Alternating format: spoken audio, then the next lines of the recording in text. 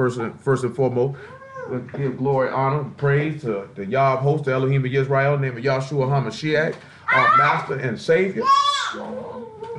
And let's go look at John 5:39. And it was something that the brother did, and Troy was on the phone to bear witness to it. Of course, I didn't know that he was doing it as he was doing it because I'm not familiar with the man's work. But the man ran down another man's sermon to try to refute me on what we were talking about. And we knew he had to been using somebody else's work because he would read verses but not expound. This is what he would do. Zechariah 6:12. See, now we're going to get Jeremiah 2:1. Now we're going to get Jeremiah 23:1. He say, y'all seeing where I'm going? I'm like, no, nigga, I ain't trying to see what's going on. You done read to me like 12 verses. I have no idea what you're talking about. When the nigga got finished, I say, so what was the point of everything you read? Nigga didn't give me no conclusion. And that's when Troy told me later, oh man, that was such and such lesson, man. He just read it off the PDF file. Reason why I'm mentioning that there, man, y'all had to be careful about that stuff, man. Don't be around here trying to talk to people about stuff and you don't know what you're talking about. John 5:39. I just found that funny. That nigga stole somebody else's lesson, tried to make it his own. He say, search the scriptures. Search the scriptures, for in them you think you have eternal life, and they are they which testify of me. And you will not come to me that you might have life. I receive not honor from men, but I know you, that you have not the love of Elohim in you.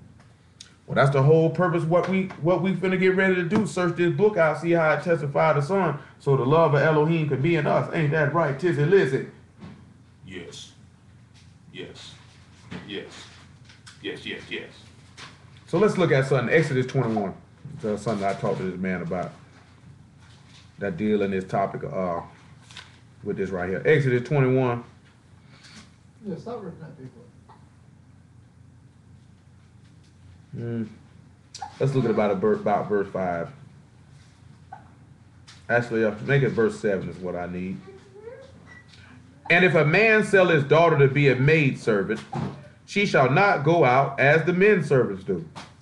If she please not her master who have betrothed her to himself, then shall he let her be redeemed. To sell her unto a strange nation, he shall have no power, seeing he have dealt deceitfully with her. And if she have betrothed unto her unto his son, and if he have betrothed her unto his son, he shall deal with her after the manner of daughters. If he take him another wife, her food, her raiment, and her duty of marriage shall he not diminish. If he do not these three unto her, then she shall go out free without money. Does anybody remember what that food, that raiment, and that duty of marriage is that he must provide? You remember?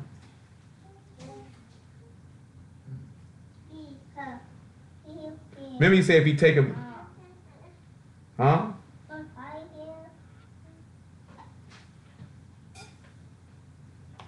And the covenant, absolutely. Since nobody really remember off the top, we're going to come back and we'll deal with that in a moment. But look at the key thing of what we looked at in verse 8. What does this mean to y'all? If she please not her master who betrothed her to himself, then he'll let her be redeemed. To sell her to a strange nation, he shall have no power, seeing have he dealt deceitfully with her. What would you think that this law, this statute, this ordinance is trying to express on itself? Leah, Lizzie?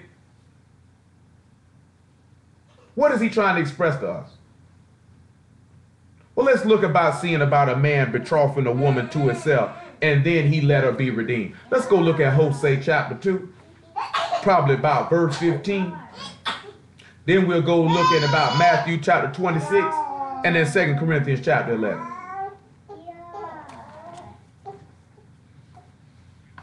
Chapter 2, probably about verse 14.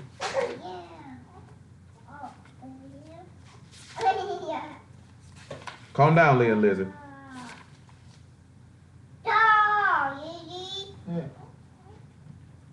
Bring it, matter of fact, bring it on down. Give me about verse 18. Hosea chapter 2 and about verse 18. And that day will I make a covenant for them with the beasts of the field and with the fowls of the heavens, with the fowls of heaven and with the creeping things of the ground. And I will break the bow and the sword and the battle out of the earth, and will make them to lie down safely. and I will betroth thee unto me forever. Yea, I will betroth thee unto me in righteousness and in judgment and in loving kindness and in mercies. I will even betroth thee unto me in faithfulness, and thou shalt know Yah. Now, let's look at something. What do you think this means when he says he'll break the bow and the sword and the battle out of the earth? Relax.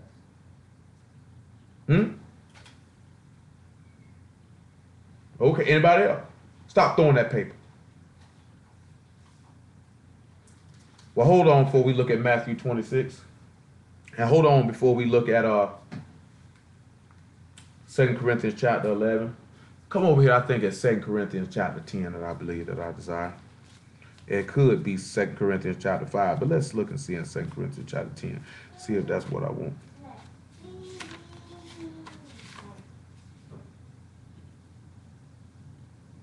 So let's go ahead and let's look at 2 Corinthians chapter 10 and about verse 1.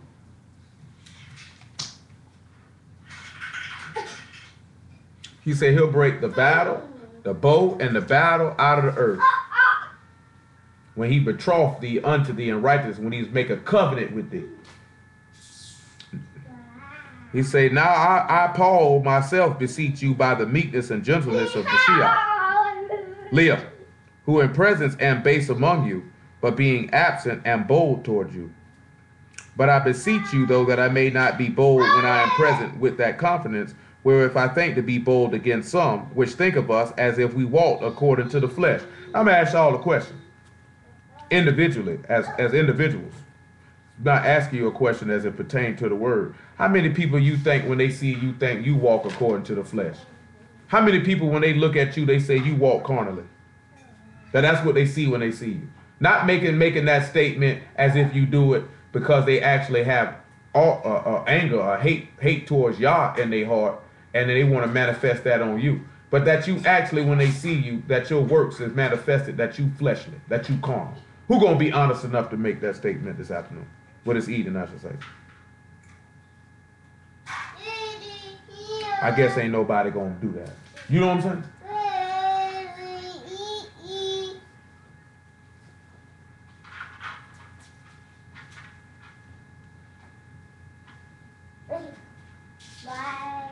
You know what I'm saying?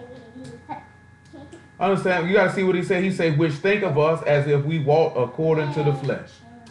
Because you know a lot of y'all know y'all walk according to the flesh. And you should. Yeah, because you know you showing that every time your reaction, your thought process, the way you view things, how you do things, how you operate. I want to sit back and tell you. You know what I'm saying? Every time we be gathered together, I might not catch everything you niggas do, but I catch a lot of it. And guess what? If I'm catching it, don't you think other people catching it too? You know what I'm saying? And I ain't talking about great stuff. Some of y'all be thinking, what are I'm doing? It's small, subtle stuff. When you agree small, subtle stuff say a lot about somebody's character. This should be little stuff niggas sit back and see. Look at this nigga right here. Leah, stop screaming. All right, verse 3. For though we walk in the flesh, we do not war after the flesh. For the weapons of our warfare are not carnal, but mighty through Elohim to the pulling down of strongholds. Now we sitting here looking at that he'll make a covenant in this day with the beasts of the field and the creeping things on the ground, which would break the bow and the sword and the battle out of the earth. Now kicking this key thing, he'll make a covenant with you to do this. What would come back to your mind when you hear about a covenant being made and he'll stop battle? He'll break it out of the earth. No? Somebody got the right idea. Hold on. Hello, who that was just called in there? Somebody just dropped off. Okay. Let's go over here and let's look at Hebrews chapter 2 then. About verse 14. Leah and Lizzie, calm down.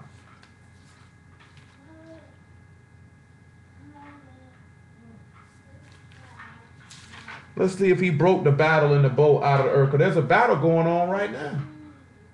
What did Paul tell us in Ephesians chapter 6 we ought to do? And if he said, gird yourself with armor because you're going out to battle. But you know what I'm saying? What's the battle that's going to be broken out of the earth? We're going to look at it in Revelation 21 in a minute. He say, for as much then as children are partakers of flesh and blood, he also himself likewise taught part of the same, that through death he might destroy him that had the power of death, that is the devil, and deliver them who through fear of death were all their lifetime subject to bondage. Now hold up. Job 19, verse 29. We still gonna get to Matthew 26 and 2 Corinthians 11, Lord will. But Job 19, verse 29.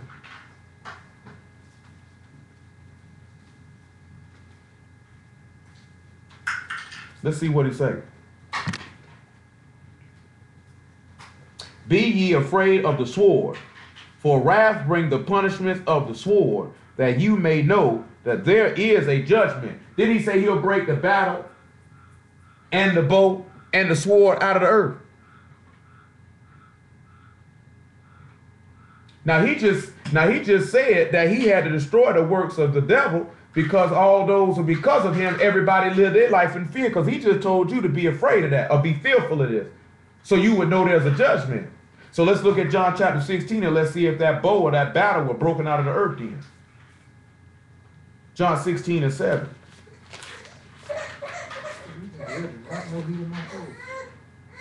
See him trying to crawl, right? Yeah, I seen him over there trying to crawl. He just won. Hey, man. Hey, Leah did the same thing. No, not this fast. No, not this fast, but she was a little early. Soldiers, though. Ain't nobody tell you to hike it up that high. I heard him been lifting his head up since he came out the room, like literally. Yeah, I know. I seen him, too. 16 and 7. John, nah, Iggy over there trying to crawl. Nigga ain't even 2 months old yet. Nigga trying to crawl. Why you taking your underwear off? You got to use the bathroom? Go use the bathroom. Go use the bathroom. Go to the bathroom, Lee. Go use the toilet. Come over here pulling your drawers off. Go use the toilet. Yeah. Go see your mama. Nevertheless, I tell you the truth. It is expedient for you that I go away. For if I go not away, the Comforter will not come unto you. But if I depart, I will send him unto you.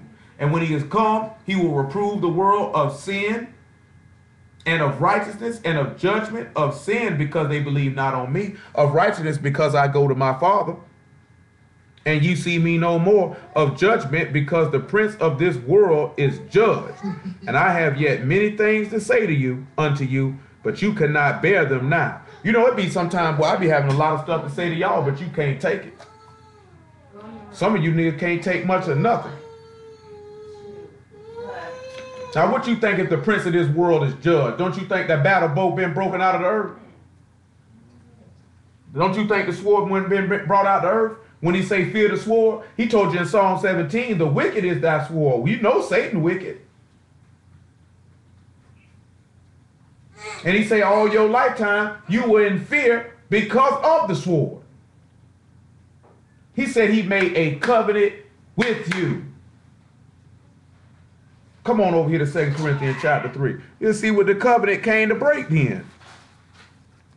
Y'all whole problem is you won't allow the word to do what it's supposed to do. You still, just like I was explaining to y'all before we started with the exercising and the dieting, to lose fat and to gain muscle and to reach your goal, there is no shortcut. You niggas trying to shortcut. You still want to eat cookies and snacks and be lean and ripped and have muscle.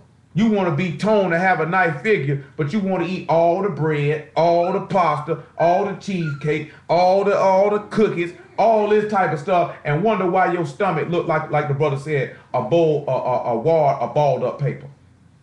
Dude said a woman ain't got no business coming out the house with a shirt on and her stomach out and her stomach look like balled up notebook paper. You know what I'm saying? Your stomach still got water around voodoo. Voodoo. Get that voodoo. Huh? What she got a booty do? Oh yeah, especially if she got a booty do. You know what I'm saying?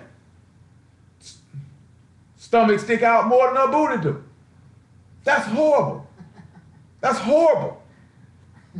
You know what I'm saying? That's horrible. And then the worst part is, but you know what the worst part is though? Worst part is though, a lot of y'all young. You know what I'm saying? Man, some of y'all, man, it's not a good look to be young and be out of shape. You know what I'm saying? You know, I was in shape when I was about 19. We went to start selling crack, smoking weed every day. You know what I'm saying? I ain't had no muscles or nothing, but we were real active. You know what I'm saying? We played basketball all the time. We played football all the time. We played baseball all the time. You know what I'm saying? Well, we were kind of active. Man, once we got out of high school, man, all that stuff stopped, man. Then your wind getting bad. You can't run around the corner. You know what I'm talking about? Because all you're doing is smoking Newports and Blacks and weed, sitting around eating all day long. Man, it's not good to be young and out of shape. Being out of shape just don't mean to say you fat neither, man. You want to make sure you take care of your body so you can be round. You know what I'm saying, man? You can be so out of shape, man. I'm telling you, you young brother be out of shape, boy, your penis ain't going to work no more. You ain't got to worry about getting married because that thing ain't going to work. You know what I'm saying? You going to go in there on your wedding night, she going to be looking at you like this here, so what's the problem? You know what I'm saying? Some of y'all niggas stuff ain't going to work because you've been playing with it too much.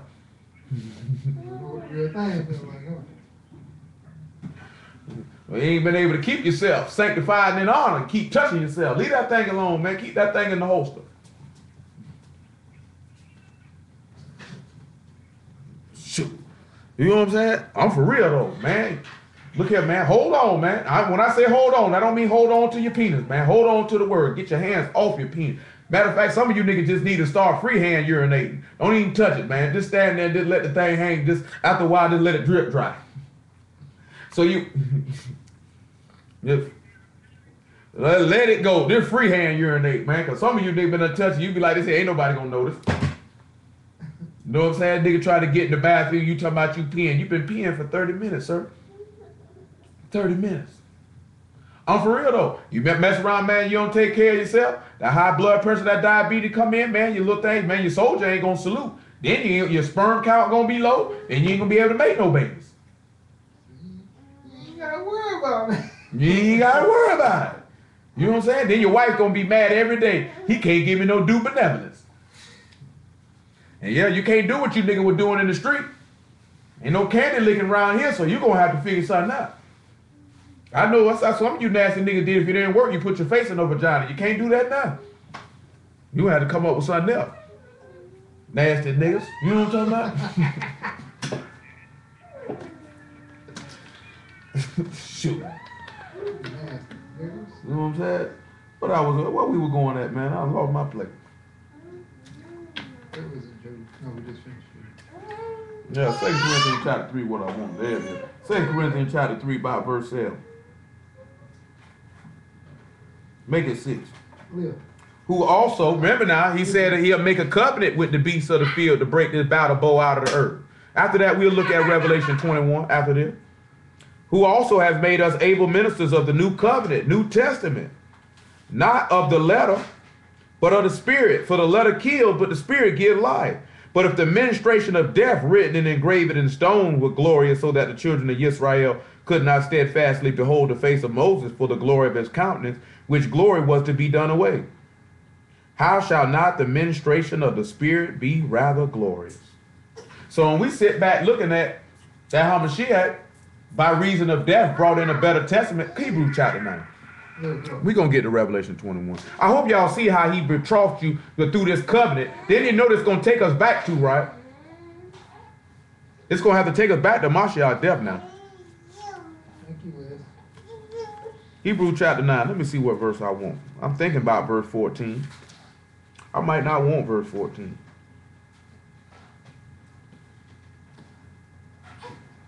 I might not want verse 14. Let me look at Hebrews 9 and about verse 15. Make it 14 even better. How much more shall the blood of Hamashiach, who through the eternal spirit offered himself without spot to Elohim, purge your conscience from dead works to serve the living Elohim? And for this cause he's the mediator of the new covenant, that by means of death for the redemption of the transgressions which were under the first covenant, that they which were called might receive the promise of eternal inheritance. For where a covenant is, there must also of necessity be the death of a testator. For a testament is of force after men are dead, otherwise it is of no strength at all while the testator live. Whereupon neither the first testament was dedicated without blood, For even when Moses had spoken every precept to all the people according to the law, he took the blood of the calves and of the goats with water and scarlet wool and hyssop and sprinkled both the book and all the people, saying, This is the blood of the covenant, the testament which Elohim have enjoined unto you. Now, if they've been enjoined, what just happened? They were married. But before they were married, what had to happen before that? There had to be there had to be an espousal first. Right? Well, let's look and see when that espousal first was made. Genesis chapter 12 and verse 1.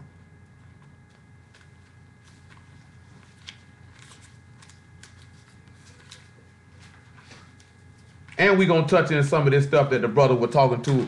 You know, Trav and Troy heard most of it. Kip heard a little bit of it. You know what I'm saying? Buddy went to try to dancing better than Michael Jackson after a while.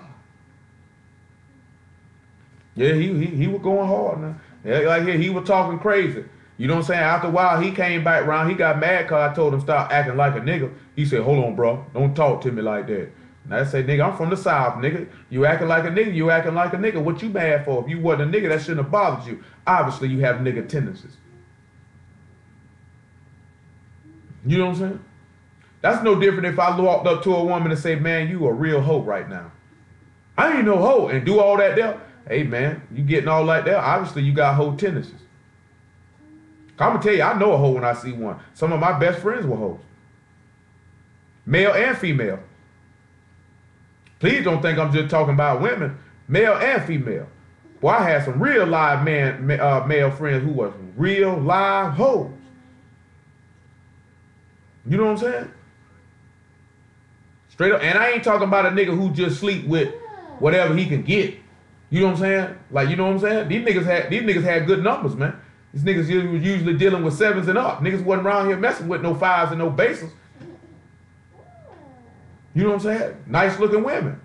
Running through them, spitting them out like grapes. Like Mike Tyson said when he went to Japan. Like grape seed. That's what Mike Tyson say, spitting them Japanese girls out like grape seeds. You know what I'm saying? Yeah, man. Yeah, I know some male hoes. Look here, man. When sometimes I tell y'all something, when I say hoes, man, I ain't always talking about women, man. It's some men just as big hoes as women is. It's just frowned upon on women. You know what I'm saying? Don't no man want no woman got a lot of miles on him. You know what I'm saying? Nobody don't no man want no woman. He like, man, she need a new transmission. Her carburetor done busted. You know what I'm saying? Yeah, nobody don't want that. Not for a wife. If a nigga do something wrong with it. You know what I'm saying? Like you say that's what you want. You want a hoe? Something wrong with you. You know what I'm saying? Yeah, it is. You know what I'm saying? That ain't saying like, hey man, you know, they ain't saying like this here and other because you know people mature and they move past that because shoot, man, this whole country teach you how to be a hoe. You know what I'm saying? Some women was out here slanging it to whoever was there, and some women became hoes playing that boyfriend-girlfriend game. You just had so many boyfriends over a long period of time, you ended up becoming a hoe in that fashion. Yeah, you didn't necessarily was sleeping around with any nigga who popped up or random niggas. You know what I'm saying? Say you 16 years old, started dating, and by the time you were 25, you might have had 10, 15 boyfriends in that 9-year span. You was a hoe. You know what I'm saying? You done slept with all these niggas? You know what I'm saying? That 10, 15 niggas seeming up in you. You's a hoe. You know what I'm saying?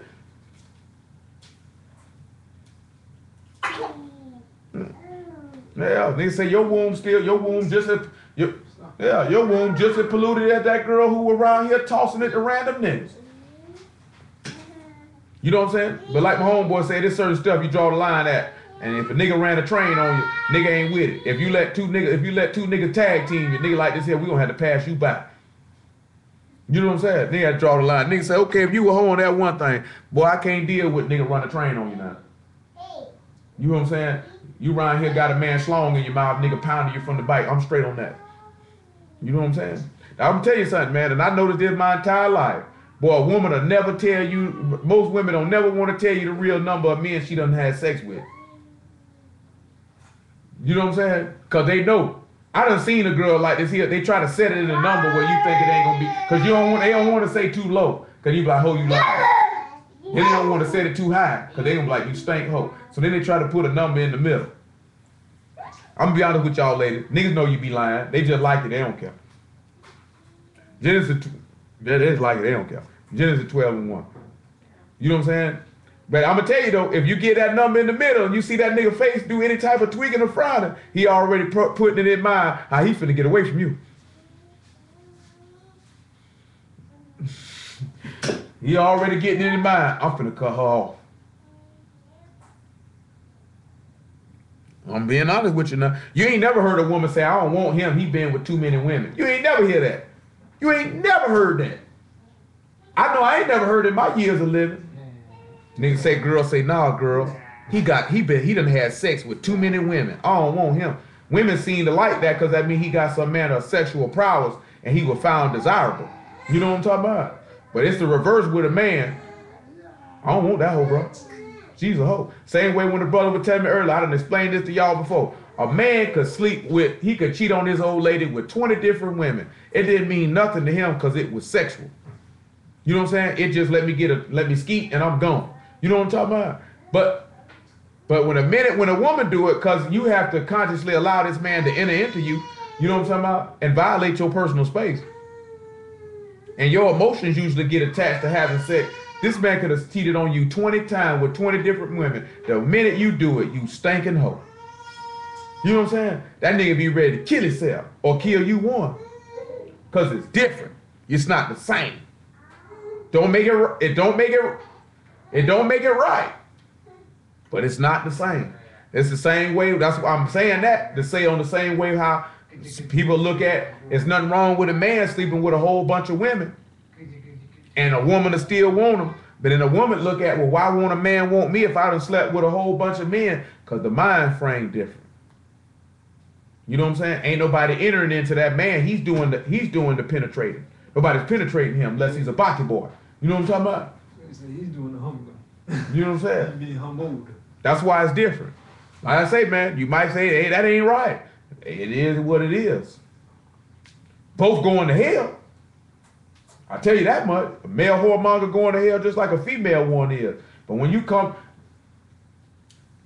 to talk about picking a mate, some men can handle that type of stuff, some can't. I know for me personally, I can't deal with it. I can't speak for nobody else. I don't speak for me. You know what I'm saying? I don't want no woman everybody done slept with. You know what I'm saying? I'm just speaking for me. I ain't speaking for nobody else but me. You know what I'm talking about? Y'all brother do what you like. I can't do it. You know what I'm saying? I can't do it. And I can spot whole tendencies a mile away. And then once I spot that type of stuff, I don't want to marry. That's like this here. I already know the parameter of where it's going to go. I'll tell you, man, some of my best friends were hoes. Male and female. I know I spot you. I see you. I know you when I see you. Genesis 12:1. Now Yah said unto Abram, get thee out of thy country and from thy kindred and from thy father's house unto a land that I will show thee. And I will make thee a great nation, and I will bless thee and make thy name great, and thou shalt be a blessing. And I will bless them that bless thee, and curse them that curse thee, and in thee all the families of the earth shall be blessed. We also know in the 15th chapter of Genesis, let's look at the other place where he espoused to him. Well, I'm sorry, Genesis 13. It dropped the call on us. Give me a second. Drop the call on us. Oh, boy. Oh, wrong button. Steady hitting the wrong button.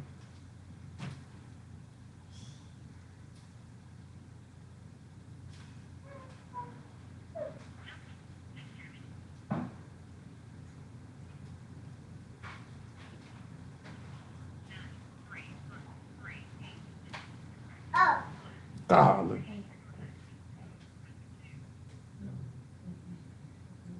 Hold on, y'all. Hold on. We got to end that. Start it over again. Give me a second, Trav. I'm getting to it. Give me a second.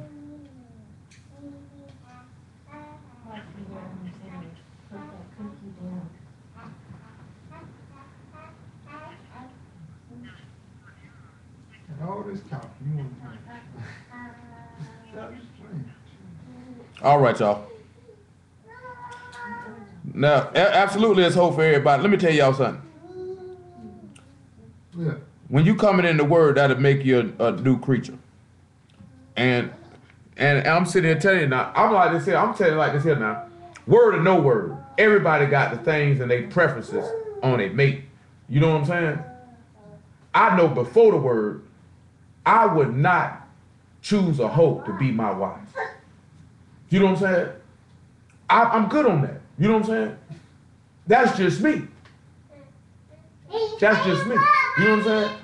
Because the simple fact being, a lot of the women nigga grew up with, man, niggas was running through them, niggas sitting back looking at them like there's no way in the world.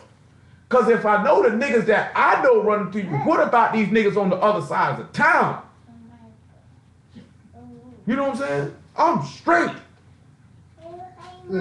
Because I'm looking at the mentality that woman got. This is not the mentality I want raising my children. You know what I'm saying? You know what I'm saying? That's what I was looking at. Like, no, man. You can't raise mine. That's a serious thing to me. You know what I'm saying? Children, that was a serious thing to me even young. Like, you know what I'm saying? Straight up. Man, I don't play that type of stuff, man, about them kids, man. I've been done punched a hole in her mouth about mine. I don't even hit when about my kid. I knock all her fronts out. You know what I'm saying? They be like, boy, what you in here for? Man, my baby mama had my daughter dressing like a hoe, man. I had to whoop her and her mama. You know what I'm saying? Straight up. You know what I'm saying? Nigga like, what? Yeah, I hit, and if the police come get me, why you beat on her? Look at my daughter, man. That's what I get for messing with an old foot dragging slut bucket. You know what I'm talking about? Now I got to live my life miserable. You know how many homeboys I got and niggas I know life miserable because they didn't really vet out the woman they chose to procreate with? Now they got to deal with this nigga? I wasn't finna put myself through that. I'm straight. You know what I'm saying? I'd rather have a woman that ain't been out there like that, man. You know what I'm saying? It's just certain stuff, man. I know if I see whole tendencies, I know you can't stay out of nigga face. You always gonna be looking for greener pasture or what you feel like the next best thing. If a nigga offer this, you gone. I ain't got no time for that. You know what I'm saying? Hoes like to use people. Male hoes too. That's what I'm sitting here telling you. They the same. You know what I'm saying? Male and female hoes the same. They just go about it different. You're not finna use me. You know what I'm saying? So I'm finna get rid of you. See, like I told y'all before, see, I like to let a nigga play theyself. See, I ain't gonna say nothing. I'm gonna sit back, I'm gonna watch the junk you doing, I'm gonna keep letting you think I don't know what you doing, I'm gonna keep letting you think I'm stupid, and then when that rope get around your neck and you hang yourself, you gone, I ain't gotta worry about you no more. You know what I'm saying? I'm gonna let you get rid of yourself. Unless you do something where I gotta be known, get out my face. You know what I'm saying? Now, if you reform your mentality, hey man, ain't nothing wrong with that. But I'm talking about me. Just me. I ain't talking about other single brother on their phone who you looking for something. I'm talking about me. I ain't messing with no hoe. That's just me. You know what I'm saying? And I've been like that. You know what I'm talking about? Been like that. Like I'm straight, man. You go to sit back thinking that on the time where you contemplate, should I mess with this hoe anyway? Something telling you, you know if you do it, you're gonna hate your life. You know what I'm talking about? Some niggas listen to that voice and some niggas don't. I thank the Lord I listen. You know what I'm saying? And then get caught up where, well, I've been knowing her for a while and like this here. Because some stuff you always going to be thinking about that. You know what I'm saying? It's always going to be there. Now taking it in context, now if any of you men or any of you women was that whoremonger, hopefully your mind would be changed where a person will sit back and look at, even though you did those things in times past, you don't have that thought process now. But I'm not finna sugarcoat this to y'all. I done told y'all this too many times. Don't nobody want the fun time girl. Don't nobody want no woman everybody done been with. Don't nobody want no woman who ain't got no walls. Don't nobody want no woman when you walk up to her, all it sound like is this. Don't nobody want that. That's not their first choice. I ain't sitting here and lie to you. I'm not gonna sit here and lie to you. I'm gonna just go ahead and keep it real with you, tell you the truth. If ain't nobody else gonna tell you. If you feel bad about yourself, I don't know what to tell you. You know what I'm saying?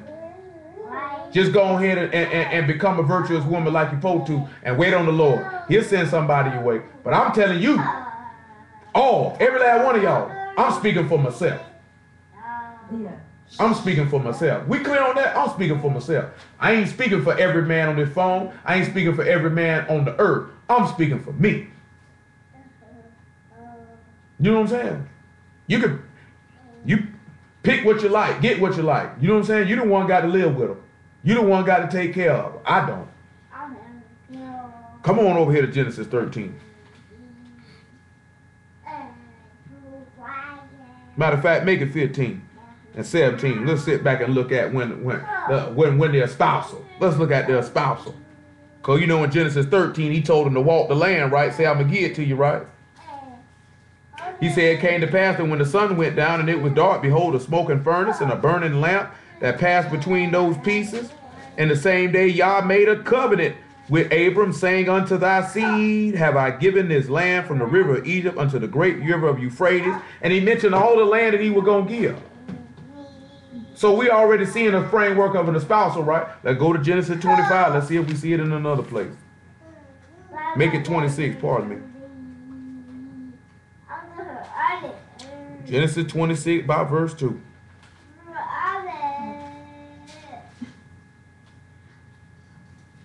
And Yah appeared unto him and said, go not down into Egypt, dwell in the land which I tell thee of. Sojourn in this land, and I will be with thee and will bless thee, for unto thee and unto thy seed will I give all these countries, and I will perform the oath which I swear unto Abraham thy father. And I will make thy seed to multiply as the stars of heaven, and will give unto thee thy seed all these countries, and in thy seed shall all the nations of the earth be blessed.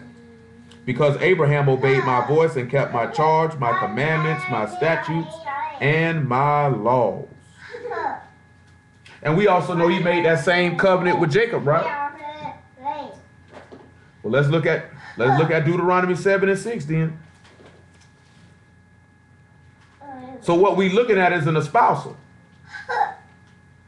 When we turn around, you know what I'm saying? We're looking at an espousal to make somebody his wife, to make a people their people. After we look at Deuteronomy 7 and 6, let's look at Exodus 5 and 1.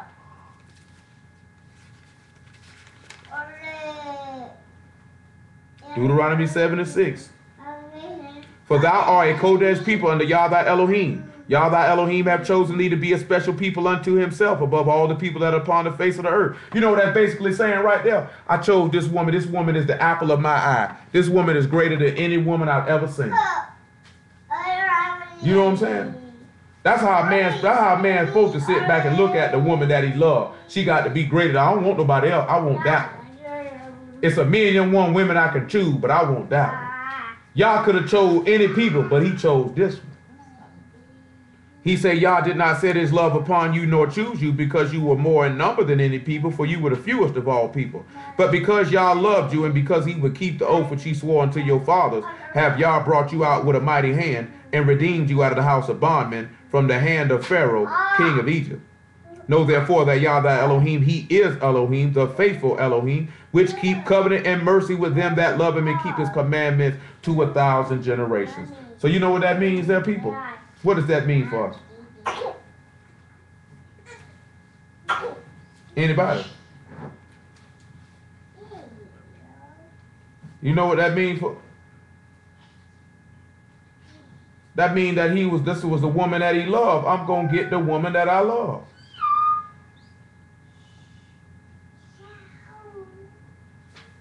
I'm going to get the woman that I love. The woman that I love, I had not forgot her. I was espoused to her.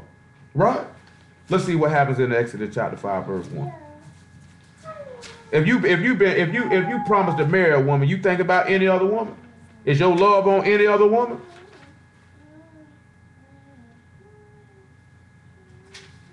All right then. Exodus 5 and 1.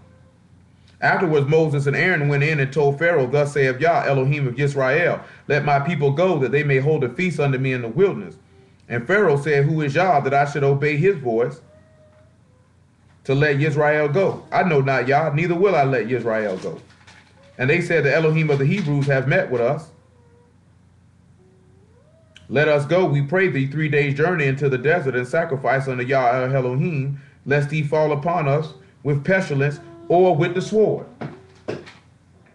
They asking to be able to go to their husband, to go out in the wilderness on 3-day journey so they can sacrifice. And if you sacrifice, what else you gonna do? If they sacrificing these animals, what else they gonna do?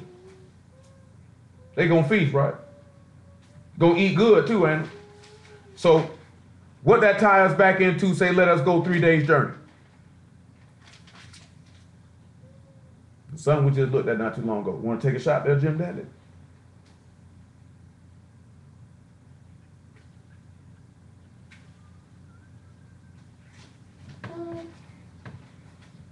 In John chapter 2, where was Yahshua at?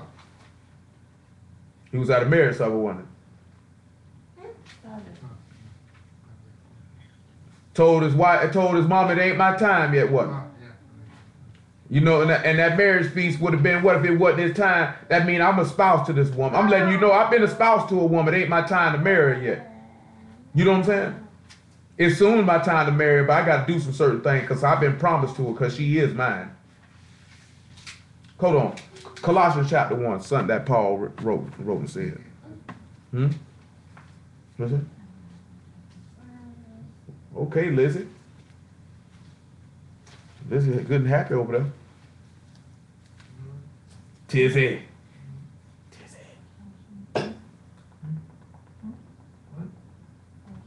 You in that bank. Colossians 1 and 17.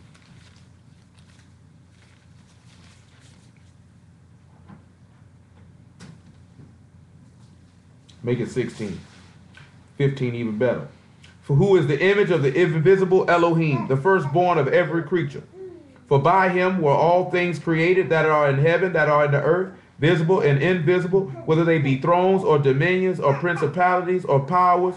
All things were created by him and for him, and he is before all things, and by him all things consist. Everything was created by him and for him. So let's look at something. Let's go to Genesis chapter 2 then.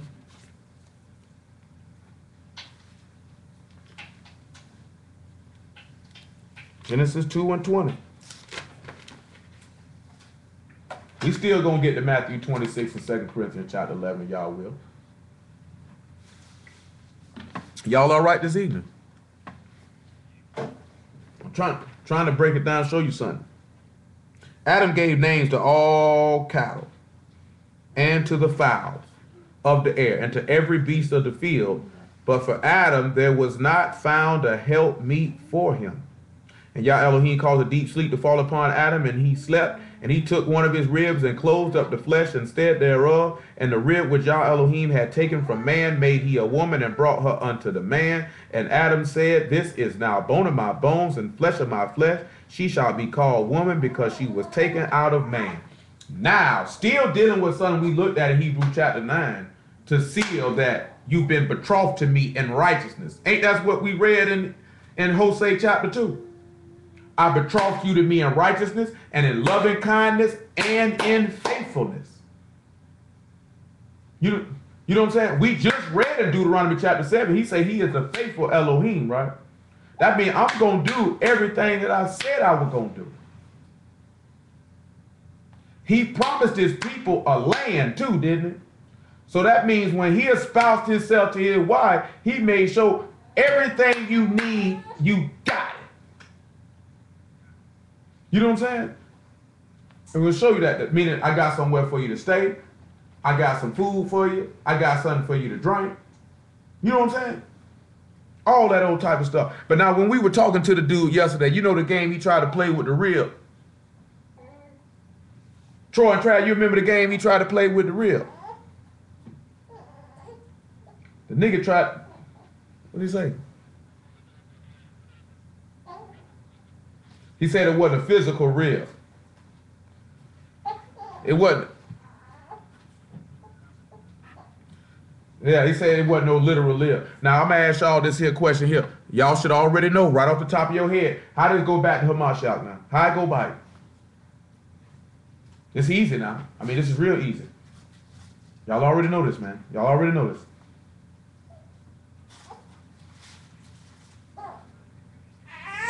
When they pierced him, they pierced the side, right? Now, if he opened up Adam's side, you don't think some blood might have came out of that? Say perhaps. I would wager so. Might have a little leaking. We know when the Mashiach died, when they hit him, what came out of him? Blood and water, right? Now, we just read in Hebrew chapter 9 that say when he enjoined the people to the covenant, he brought some hyssop, right? Sprinkled the people with blood and water. So we see the same thing coming out of Mashiach with the blood and water. Did they bring hyssop to Mashiach? Let's go look at Matthew 27. Let's see if they brought it to him. You can read, listen. That book just seems to excite her every time she sees it. Might want to start reading it to her.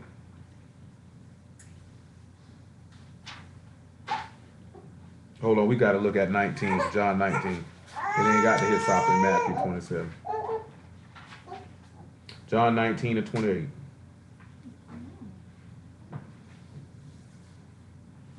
After this, Yahshua, knowing that all things were now accomplished, that the scripture might be fulfilled, saith, I thirst. After this, Yahshua, now there was set a vessel full of vinegar, and they filled a sponge with vinegar and put it upon hyssop and put it to his mouth. And when Yahshua therefore had received the vinegar, he said, it is finished. He bowed his head and he gave up the ghost. He gave the spirit up. So now we sit back and see, you know where the scarlet wool came in at, right? Where did the scarlet wool come in at? The red heifer.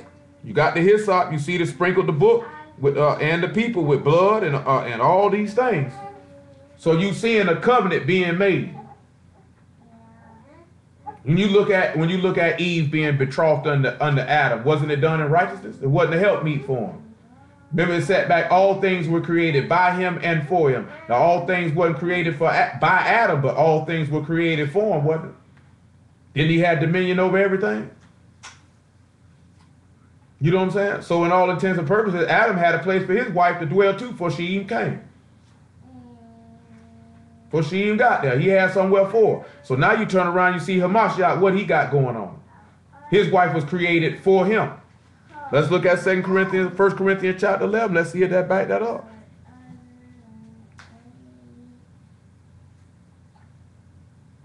1 Corinthians 11 and 11.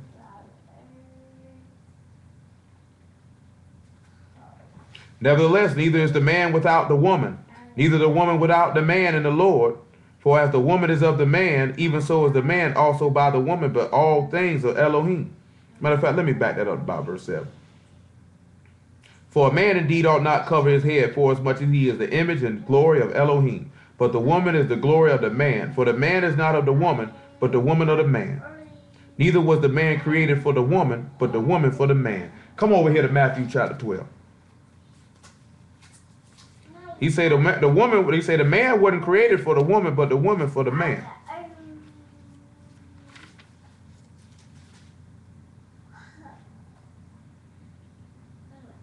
Matthew 12, about verse 6. Let me see if that's what I want.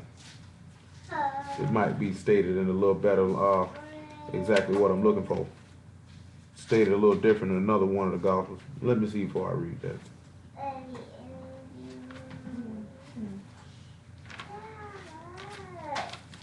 We'll just go ahead and read this here, and I'll just make mention of it. If you know what other place at, you go ahead and say it for yourself. But I say unto you that in this place is one greater than the temple. But if you had known what this means, I will have mercy and not sacrifice, you would have not condemned the guiltless. For the Son of Man is Lord, even of the Sabbath day. You know, in another one of the Gospels, what did the Lord say about the Sabbath? What did the Lord say about the Sabbath? No, I'm talking about in that same instance. In another Gospel, it's worded different. I'm trying to remember which one it is.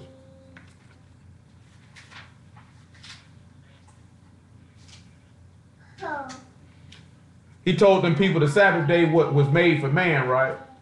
Not man for the Sabbath, right? Ain't that what he told them? So if he told them the Sabbath was made for man, what's another word for Sabbath? And what is Hamashiach? He's Shalom, he's Solomon, right? He rest, right? And what we just read about what happened to Adam when Eve was taken from him. He rested, right? And the wife came out of him. So guess what that means? That means Adam wasn't made for the woman, but the woman for the man. That means the Sabbath wasn't made by the man, but it was made for man. This is all sitting back going to show you that Hamashiach, the woman was made for the praise and glory of the Most High. The people were made for his glory. In turn, that the people or the wife is made for his glory, then it would make sense that that man would cover his glory and take care of. I had a sister talk to me. I talked to a sister yesterday, or Wednesday, Tuesday, whatever day that was. And I know T done had told me this before. And I know some of you sisters on here probably done heard it. That nigga told women that they couldn't be saved if they didn't have a husband. They were telling these women they couldn't get in God's kingdom if they weren't married. Like, nigga, what does you being this woman's husband got anything to do with her salvation? I want y'all to look at 1 Corinthians chapter 7. I had to tell the brother who called me yesterday with this here, right? I said, boy, you can't say that woman that she don't want to do right. 1 Corinthians 7 and 14. I'm telling you right now, you niggas around here thinking, oh, if I get with her, they gonna do right. Man, you can't save nobody. You can't save that woman. You can't save that man. Better let that, you know what I'm saying? Better let that nigga go to hell on his own. Better let that woman go to hell on her own. He say, for the unbelieving husband is sanctified by the wife, and the unbelieving wife is sanctified by the husband. Else were your children unclean, but now they are kodesh. But if the unbelieving depart, let him depart. A brother or sister is not under bondage in such cases. But Elohim had called us to peace. For what know thou, O wife, whether thou shalt save thy husband? Or how know thou, O man, whether thou shalt save thy wife? I'm asking you a question. How you gonna know if you gonna save him? How you gonna do it? But let's see how a woman ought to go about it. First Peter 3 and 1. So I'm going to tell you something, because I know some of you niggas, you stinking, retarded, idiotic niggas is around here looking at sinners thinking you could try to sway them to come around here and holler at me, thinking if I could just give them, and then they may want to do this. They're going to do this just long enough to get your stupid behind.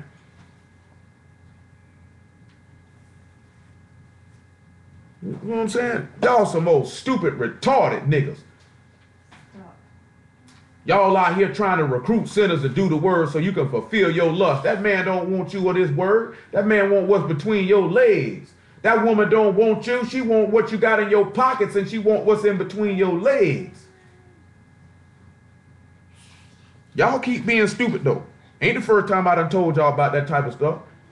Y'all niggas so worried about y'all gonna let y'all genitalia be the reason why you don't make it. Y'all ain't sitting back, y'all so you want to be loved and want to have sex so bad you don't know how to be patient, let the stuff come to you. Man, I'm going to tell you something, man, the reason why some of y'all ain't got no mate and you want to mate, because you're not going to be focused on the Lord when you get it. You know what I'm saying? So he keeping it back from you. But you're going to be so dumb and you're going to keep pushing it. And the Lord is going to give you what you want. It's right here in 1 Corinthians chapter 7. So you can attend unto the Lord without distraction. You know what I'm saying? Y'all don't sit back and realize. And it just don't be with no mate. It can be with all type of stuff y'all want to do. You ain't ready to handle it. Some of you niggas are fiscally irresponsible, spiritually irresponsible. You know what I'm talking about? Mentally irresponsible, emotionally irresponsible, grossly immature, selfish, and stupid. You know what I'm talking about? Why would this man allow you to have some stuff so you can mess it up? You know what I'm talking about? Man, get your mind right first. But see, a lot of people's problem is you think you ready for stuff you ain't ready for. Then when somebody tell you ain't ready for something, you want to kick, scream, and fight. I know what I'm ready for. Nigga, if you were ready for it, the Lord have gave it to you. You know what I'm saying? You ain't ready for it. You just a dummy. And when I say dummy, meaning that you know you ain't ready for something, but you can't acknowledge it to yourself. Stop tearing that book up. Don't throw your hands in there like I got a gun on you. 1 Peter 3 and 1. Likewise, ye wives, be in subjection to your own husbands, that if any obey not the word, that they may also without the word be won by the behavior of the wives. while they behold your chaste behavior coupled with fear. You want to win. Now, this talking about any of y'all that's married. You know what I'm saying? Ephesians chapter 5, verse 25, while I'm at it. Come and sit here and tell y'all something. Any one of you brothers that's married, you ain't got no business disrespecting your wife. You ain't got no business calling her out of name. Certainly ain't got no business cussing at her. You ain't got no business putting your hands on her. You ain't got no business degrading them. You ain't got no business doing any of those type of things ever, period, at any time. Make it 22. I'm dead serious about that. Ephesians 5 and 22. I'll just start right there. Wives, submit yourselves unto your own husbands as unto the Lord. For the husband is the head of the wife, even as Hamashiach is the head of the synagogue, and he is the savior of the body. Therefore, as the synagogue is subject unto Hamashiach, so let their wives be unto their husbands in everything. That means, I'm going to tell y'all something. Y'all women that's married, y'all need to stop being rude, disrespectful, rotten, and going against your husband just because he say some stuff you don't like, or he tell you to do something you don't want to do. You going to hell.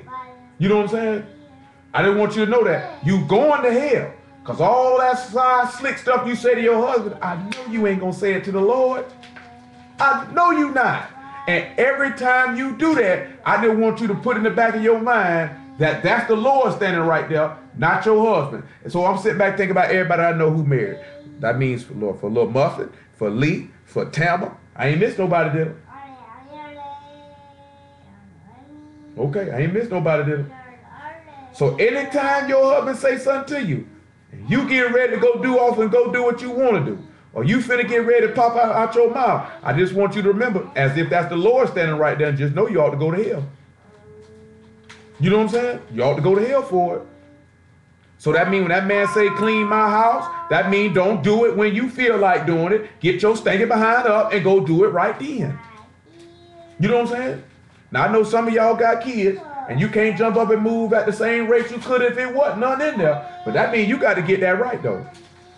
If that man say he wants things done a certain way, if you don't like it, let it alone. Let the Lord deal with it. But every time you disobey your husband, you going to hell. You know what I'm saying? I tell T, I let T know she got to really be on it, because not only will I be your husband, I got the word too. So it's going to be twice as worse for you. You know what I'm saying? Twice as worse. Because the law say you got to obey your husband. Then I got the word too. So that means you disobeying one of the preachers. That's doubly worse. Let's see what in that verse say. Husbands, love your wives, even as Hamashiach also loved the synagogue and gave himself for it. That means, guess what? That means Dwight. That means Glover. That means Pale. That means you supposed to love your wives just like the Lord. If you know the Lord wouldn't did that to us, you ain't got no business doing it to yours. That's simple as that. Now, I'm going to tell you now, that don't mean you don't straighten them. Because I can go in that book and show you the goodness and severity of Elohim. He looked at people and say, this is stiff-necked rebellion people. They've been stiff-necked and hard-headed since I know them.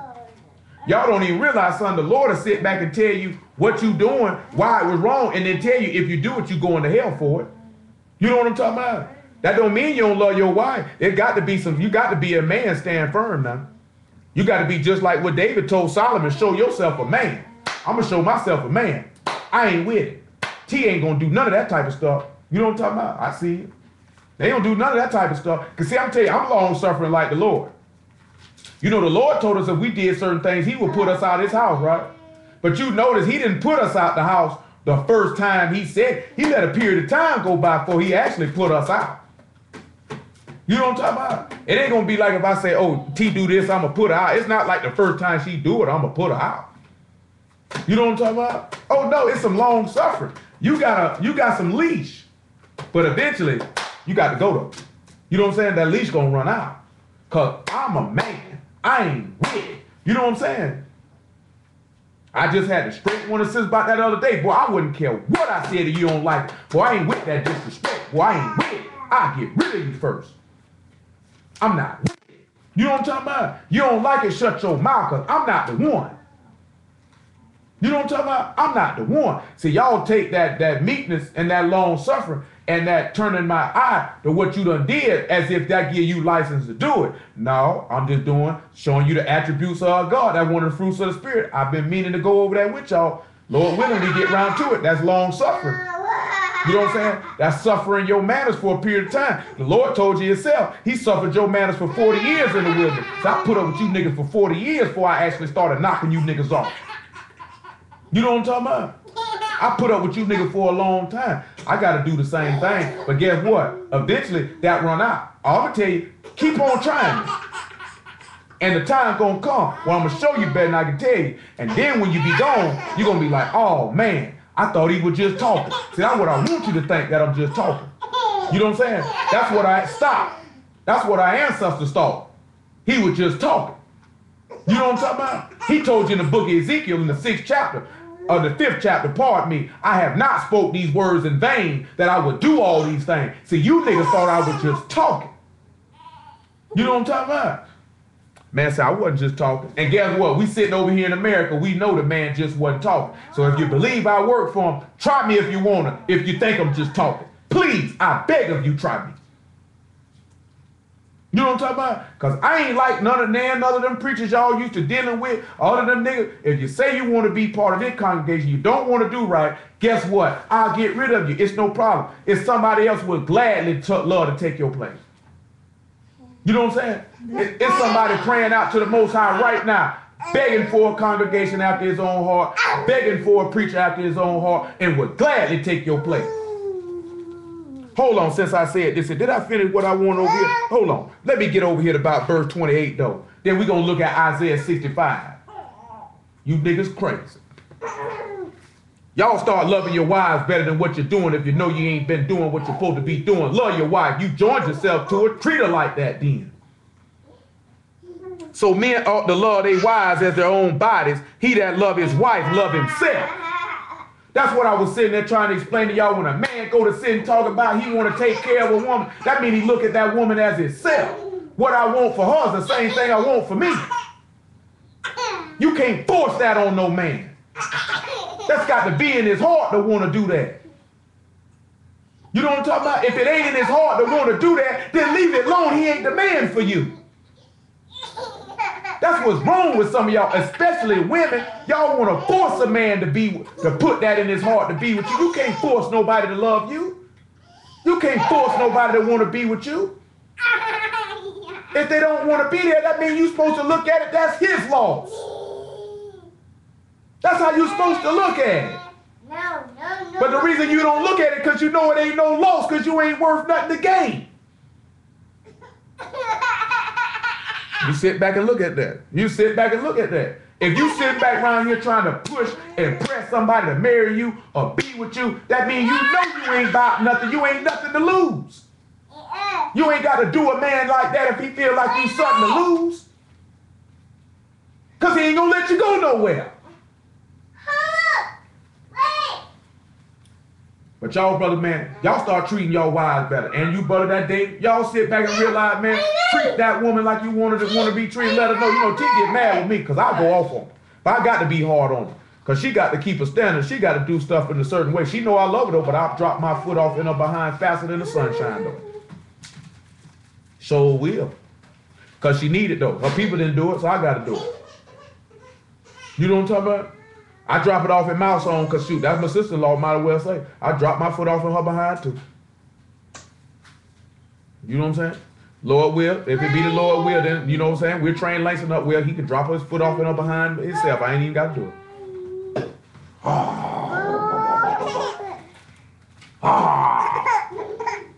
Gone. He say, for no man ever yet hated his own flesh, but nourish and cherish it, even as the Lord, the synagogue. You around here, man, you sitting around here disrespecting your wife, doing all that type of stuff to your wife, man, don't you know? Calm down. Don't you know you hate yourself? Y'all know that? Don't you know you hate yourself?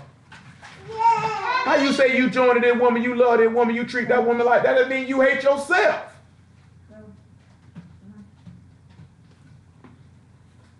Isaiah 65:1. One thing about it now, T might get upset when I tell her about her behind. She know I love her though. Nigga bet not try. Anything I got, she can get it if it's in my power to do it. You know what I'm talking about? I'm gonna hold mine down. That's how it's supposed to be. Isaiah 65:1. Listen what he say. I'm sought of them that ask not for me. I'm found of them that sought me not. I said, behold me, unto a nation that was not called by my name. You sit back looking at this here. This man say, man, it's a woman coming in my face that I ain't even married to, trying to get at me. And I don't want her. Look what he say by here. Why though? I have spread out my hands all the day unto a rebellious people which walk in a way that was not good after their own thoughts. A people that provoke me to anger continually to my face, that sacrifice in gardens and burn incense upon the altars of brick. Don't you know every time you disrespect your husband, that's no different than trying to lower to his face, provoking this man to anger straight to his face? And if there was a woman trying to come in your husband's face that were trying to get with you, you would be enraged. Get with him, you would be enraged.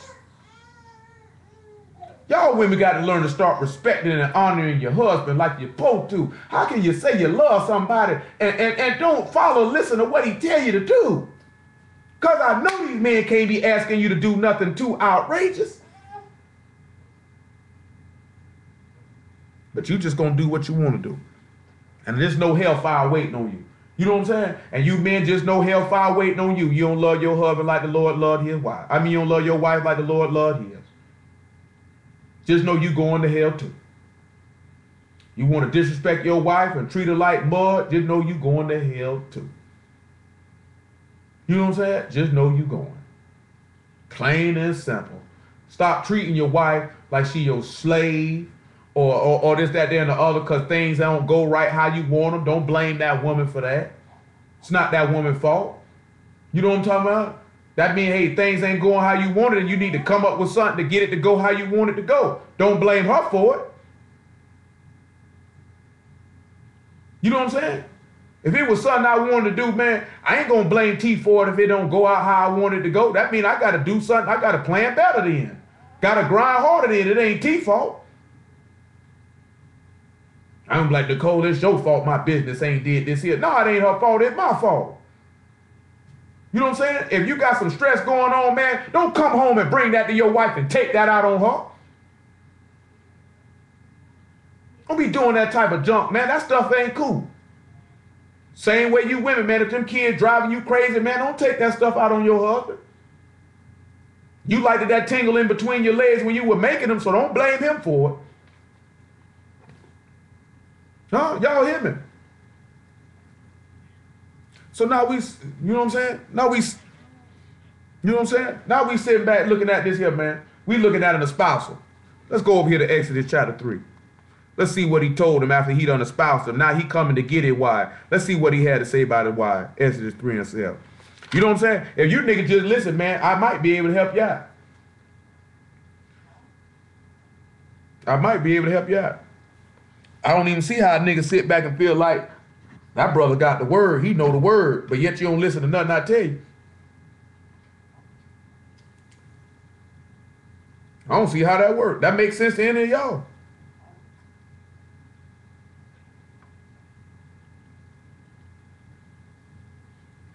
You know what I'm saying? It don't make no sense to me. Guess what? Do what you want to do, go to hell. That's your business. Ain't none of mine. And Yah said, I have surely seen the affliction of my people which are in Egypt, and have heard their cry by reason of their taskmasters, for I know their sorrows. And I am come down to deliver them out of the hand of the Egyptians, and to bring them up out of that land unto a good land, and a large, unto a land flowing with milk and honey, unto the place of the Kenites, and the Hittites, and the Amorites, and the Perizzites, and the Hivites, and the Jebusites. What do y'all think that mean when he say this is a land full of milk and honey?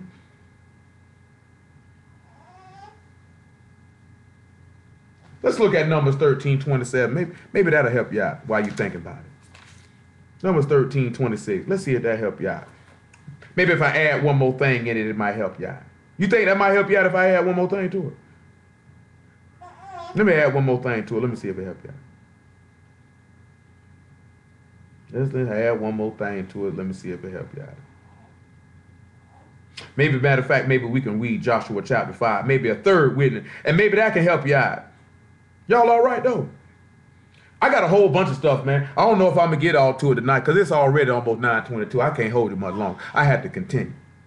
We just got to start a little late. 26th chapter of the book of Numbers. 13th chapter, 26th verse. And they went and came to Moses and to Aaron and to all the congregation of the children of Israel unto the wilderness of Paran, to Kadesh, and brought back word unto them, and unto all the congregation, and showed them the fruit of the land. And they told him and said, we came unto a land whither thou sent us, and surely it flow with milk and honey, and this is the fruit of it. So again, what do you think it mean when that man say this is a land flowing with milk and honey? Did that help y'all out, or do we need to look at one more place?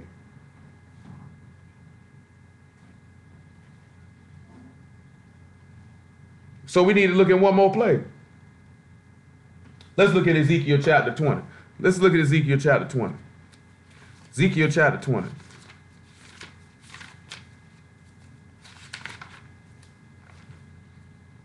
Ezekiel chapter 20 about verse 6.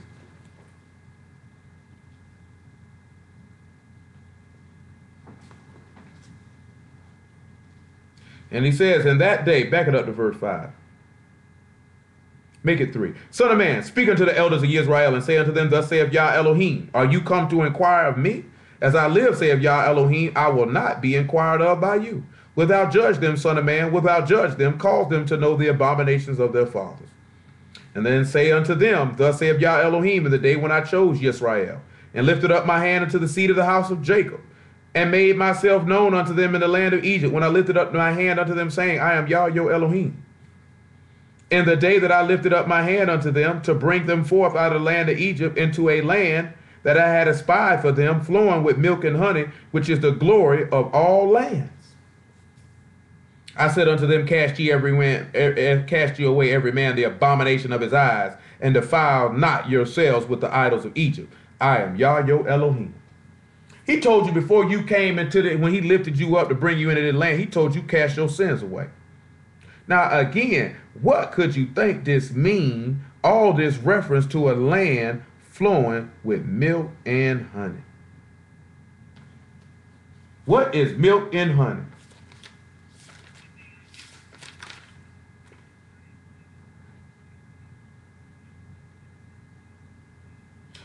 You know what that means when they say the land is full of milk and honey? Meaning that it was a fruitful land. You know what I'm saying? Meaning it had a lot of riches in it already. Remember he told you you got vineyards you ain't planted, houses you ain't built. You know what I'm saying? That means it was a very fertile land. That means it was a land good for producing fruit. Do you not notice that the people came and got the fruit and say, this is the fruit of the land that we got. Surely it's full of milk and honey. There you go. There you go. There you go. So let's look at Revelation chapter 2. After that, matter of fact, make it Isaiah 51. When he told Isaiah 51 and 3, when he told him this was a land flowing with milk and honey, that means this was a fertile land. So remember he said it was a good land and a large land. Remember when we dealt with that you would know the breadth, the length, and the height of the favor of Mashiach, dealing with the house. I mean, if it's a good land and a large land, that means in my father's house, there are what? He said, I go to prepare a place for you. I go to prepare a place for you. That means I got somewhere for my wife to dwell, right? Come on now, work with me. Isaiah 51. I got provisions for you. Then he said, if it's fertile, that means there's a lot of riches in there, right? Got a lot of stuff in there for you. Isaiah 51 and 3. Make it 51 and 2. Look unto Abraham your father and unto Sarah that bare you, for I called him alone and blessed him and increased him. For Yah shall comfort Zion, he will comfort all her waste places, he will make her wilderness like Eden, and her desert like the garden of Yah. Joy and gladness shall be found therein, thanksgiving and the voice of melody. Do you not realize he said them people came out of the wilderness into that land that was like that? Coming out of a wilderness and then coming into a place that was bountiful, like the Garden of Eden, full of milk and honey, grapefruit, You go back and look in the Garden of Eden, there were various fruit. He prepared a place for this man, put him in there, then he had a place prepared for this man and his wife. Land very fertile. You know what I'm saying? Numerous trees you can eat from. Just don't mess with that one. Now we look at Revelation chapter 2. So when we look at a land full of milk and honey, we're looking at a land that's prosperous, meaning he had the means to take care of his wife. And not only did he have means to take care of his wife, Revelation 2:7, she had the best of everything.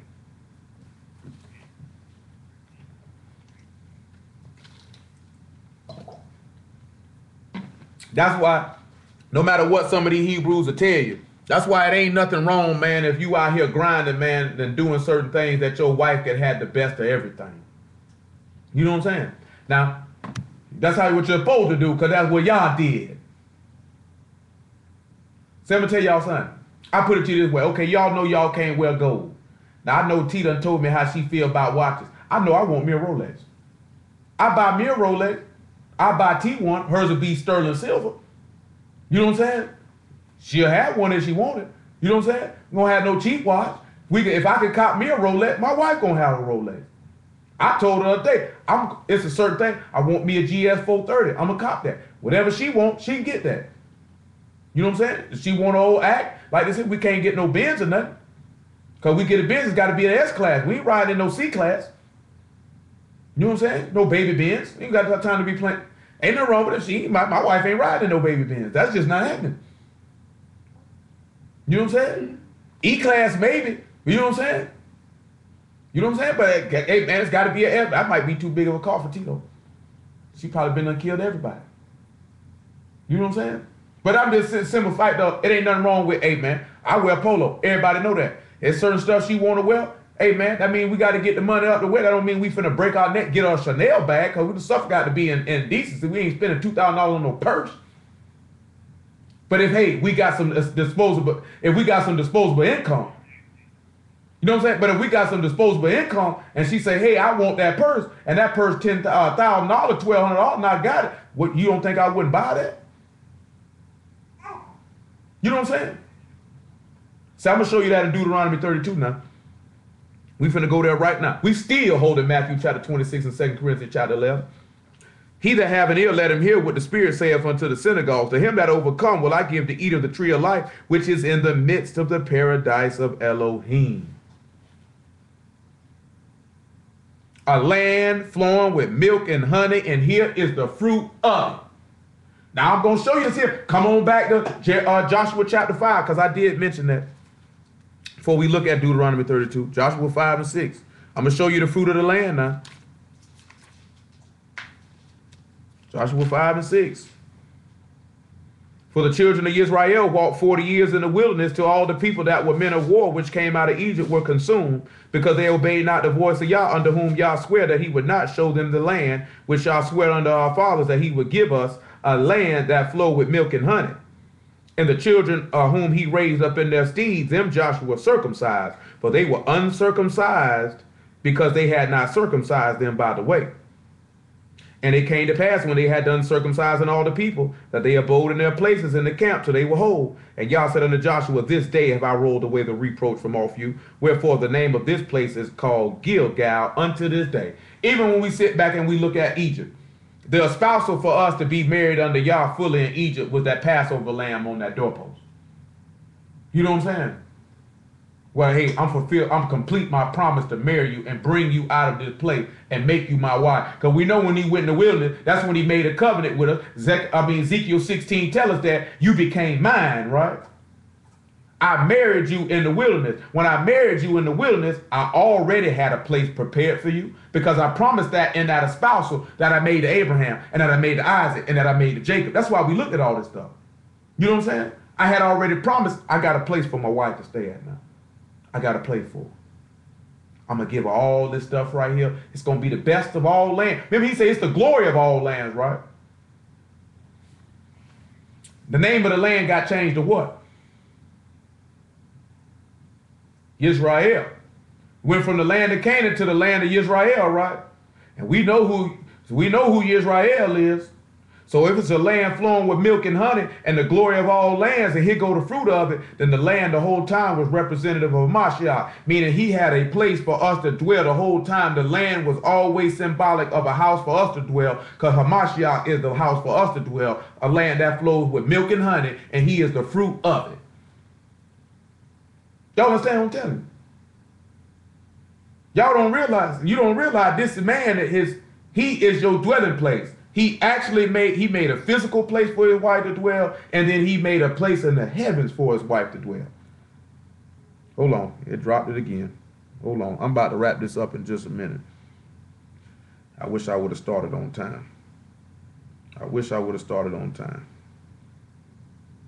Clowning with these niggas about who can't sing. That's what I get.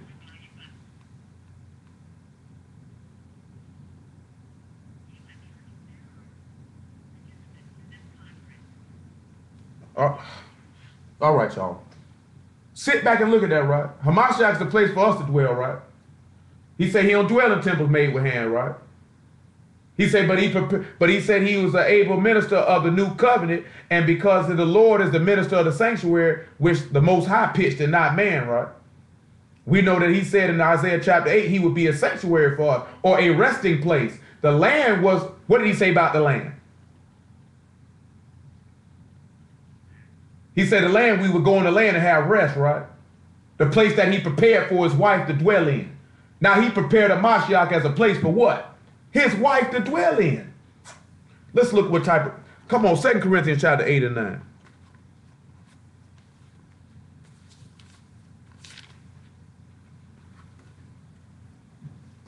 So if you sit back looking at on the natural and the spiritual, that y'all provided a place for his wife to dwell in, that means we got to do the same thing with ours. Y'all feel me? See, these Hebrew niggas ain't telling these women this here, man. They trying to get up in these women Kojak and then have these women take care of them. Before the word, I ain't believing that there, man. I ain't never had a woman take care of me in my life.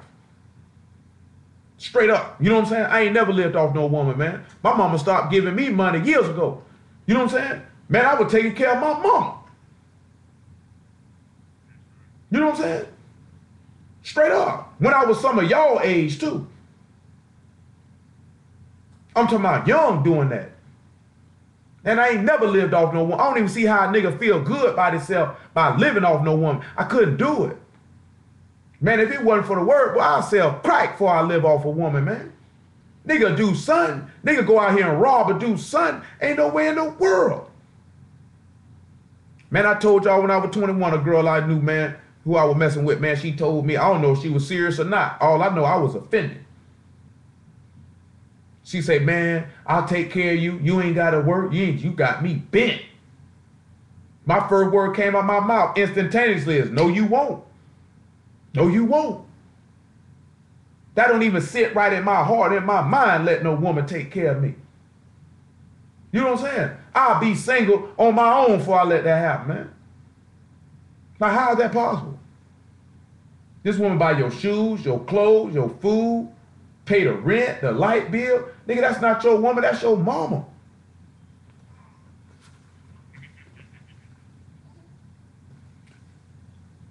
Second Corinthians 8 and 9.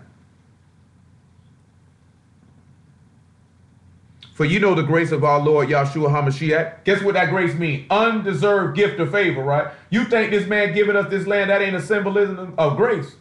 What do we do? Unearned. Nothing. That though he was rich, yet for your sakes he became poor, that through his poverty you might be made rich.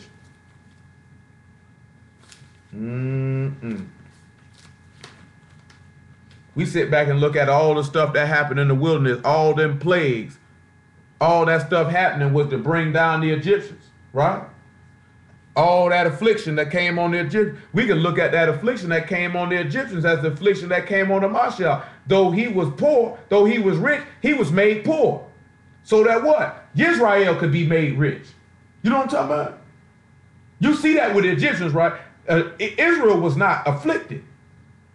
They didn't suffer loss of anything. You know what I'm talking about? What did the Egyptians lose? They cattle. You know what I'm talking about? They firstborn sons. They water would turn to blood. You know what I'm saying? They lost all their crops. They were rich and ended up being made poor so that Israel could be made rich. Oh man, y'all just thought he just afflicted them Egyptians just to afflict. But you know how many Israelites will go crazy? We sitting here saying the Egyptians going through them places similar to the Hamashiach. But was not these people rich made poor so that we could be made rich coming up out of them? Because we spoiled them out of all their goods.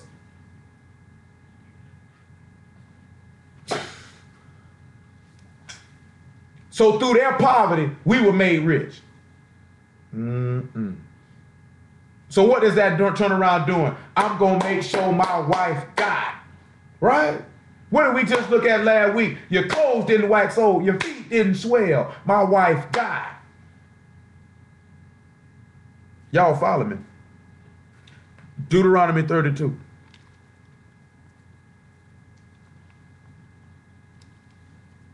You know what I'm saying? Y'all don't sit back and realize, I'm talking to everybody, but I'm talking to the men, really. Deuteronomy 32 and 13. I'm talking to the men, really. Y'all women got to sit back and realize, make yourself something somebody want to do that for. You know what I'm saying? I tell you right now, I'm talking about, if some of y'all came to me right now and ask me how you feel about your prospects of being married, some of y'all would not like what I have to say. You know what I'm saying? Y'all would not like what I got to say. Because just like because he's been talking about this all day, I just was talking about it to two other people. You know what I'm saying? Before I seen what he was talking about. Some of y'all ain't no treasure. You know what I'm saying? Some of y'all, that nigga go fishing, man. Oh, man, and throw that back. Straight up. Nigga caught a catfish, nigga caught a boot. Throw that back. Can't do nothing with this. You know what I'm saying? What am I going to do with this? You got in your mind you a treasure. You in your mind you think you a diamond. Nigga, you's a rhinestone. You know what I'm saying? Nigga say, I ain't even say no Cuban zirconia or no Dominique. Nigga, you's a rhinestone. A rhinestone cowboy. Like this here. You a bedazzler. You that stuff like this. Like this here, it looks shiny. That stuff ain't about nothing. Fool's gold. Straight up. He made him to ride on the high places of the earth that he might eat the increase of the fields. Listen what he said. Made him ride on the high places of the earth that he might eat the increase of the field. He made him to suck honey out of the rock and oil out of the flinty rock. Butter of kine and milk of sheep with fat of lambs and the ram of the breed of Bashan and goats with the fat of kidneys of wheat. Thou did drink the poor blood of the grape. But then he say, man, you wax fat and you kick because you got thick and you say, man, screw the Most High. But you see how that man just told you, I caused you to suck honey out of a rock and oil out of a flinty rock. 2 Corinthians chapter 10, verse 1. Y'all sitting back looking at it. Mashiach told you, I'm that rock. Huh? Honey, I'm that man that come down from heaven. Oil out that rock. That's that ruach. That's what y'all ought to be after. This all the stuff he said he gave their wife now. Pure blood of the grape. I gave her the blood of the covenant.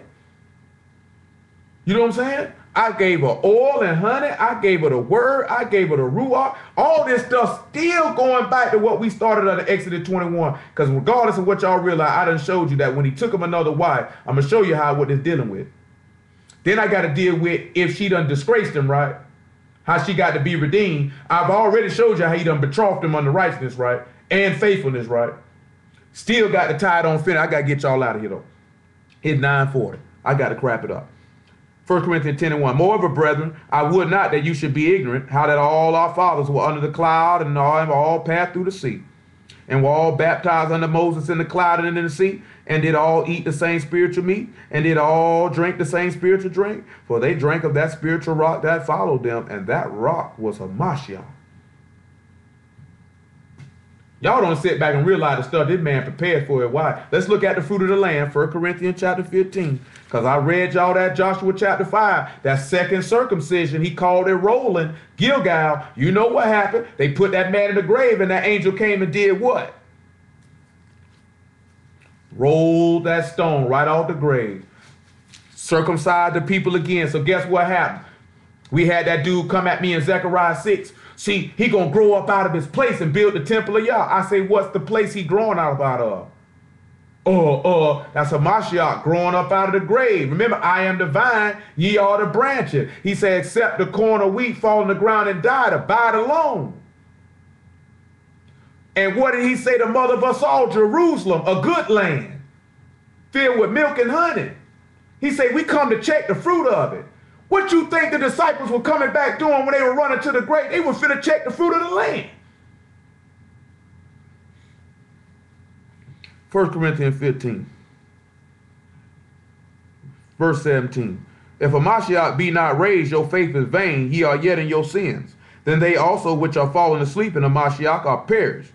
If in this life only we have hope in the Mashiach, we are men, all men most miserable. But now is a Mashiach risen from the dead and become the first fruits of them that slept. This is the fruit of the land. Let's go to John chapter 20 then. Let's see if they searched the land that coming up out of the wilderness of Paran into Kodesh, into a set apart place. And let's see if they sat around and they found the fruit of the land. Say, we went through the land. It's certainly full of milk and honey.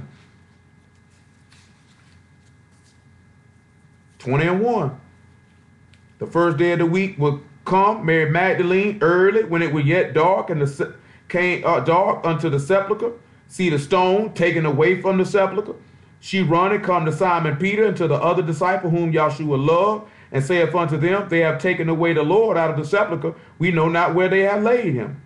Peter therefore went forth, and that other disciple came to the sepulchre. So they ran both together, and the other disciple did outrun Peter, and came first to the sepulchre. And he stooping down, looking in, saw the linen clothes lying, yet went not in. Then come Simon Peter following him, and went into the sepulchre, and see the linen clothes lie, and the napkin that was about his head, not lying with the linen clothes, but wrapped together in a place by itself, showing he was a virgin. So you can marry me. Ain't no evil name on me. Then went in that other disciple which came first into the sepulchre, and he saw and believed. For as yet they knew not the scripture that say he must rise again from the dead. Do y'all not see the parallel in the wilderness? Didn't people come up and they didn't believe? But there was one who came up and gave a good report. Say, see, here go the fruit of the land. Don't you see there was some of them they seen that they didn't believe, and didn't Hamashiach upbraid them for their unbelief? Now why you think in this account it said one disciple whom he loved, he believed. And he said, here go Caleb. See, he had a good spirit on him. See, he followed me fully. So I love him. I give him this here. Oh, man. Y'all don't even realize this here why you had one come up, didn't believe, and one who did. Just like you seen in the wilderness, they done searched out this good land full of milk and honey, and they came to fruit of it. He said, this is a good land right here. We need to get that. I believe. We can take this place. This land is exactly what it was. When he seen that stuff came out, he seen the fruit of the land, did he not?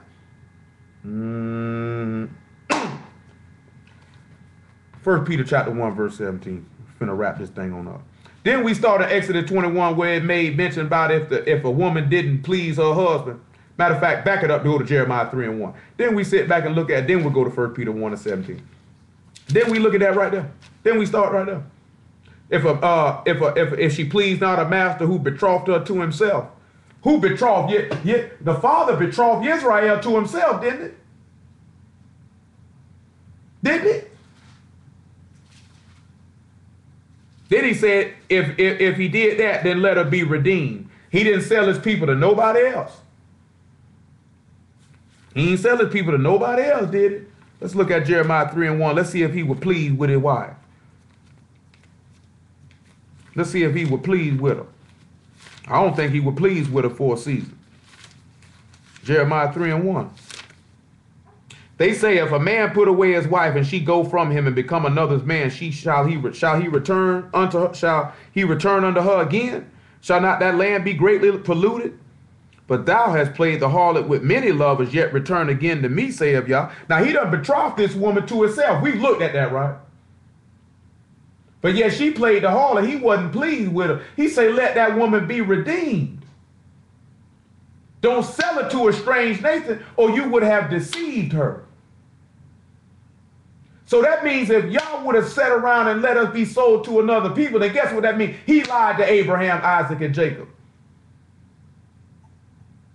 So he had to redeem her then, didn't he? 1 Peter 1:17.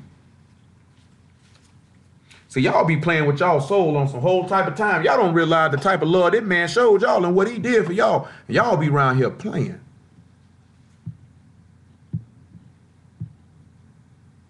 Y'all be around here playing. I don't think that's why he said to understand the breadth and the depth and the height of the love of Hamashiach. I don't think y'all understand the width, the length, and the depth of what this man did to show you he loved you.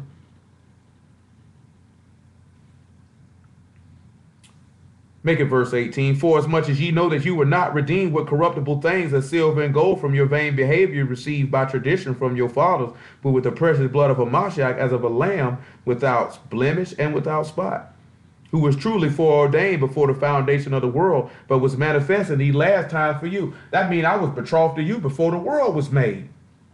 You know what I'm saying? I already betrothed you to myself, so I had to come redeem you. So then when I came and redeemed you, Hebrews 8:8, because he said if you choose another wife, he said don't diminish her food, clothing, and raiment. Hebrews 8:8. For finding fault with them, he said, behold, the days come, saith Yah, when I'll make a new covenant with the house of Israel and the house of Judah. We know that Yah had 2 wives, but we know from Ezekiel 37, what did he do? He made his wives one, didn't he?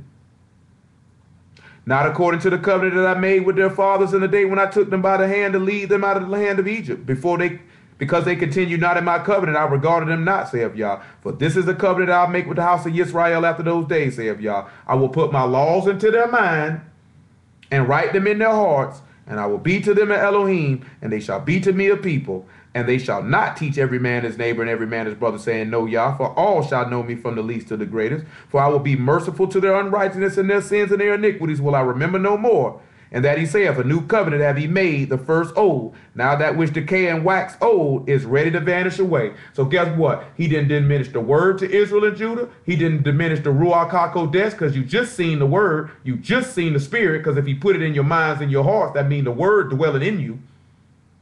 And then the duty of marriage, which is the covenant. He gave it to both his wives. He didn't diminish from either. Romans chapter 9, verse 1 to about 5 goes into it too. We went over it before. Y'all see how he betrothed his wife unto herself, but she didn't please her. He bought her back. Let's go back to Matthew 26.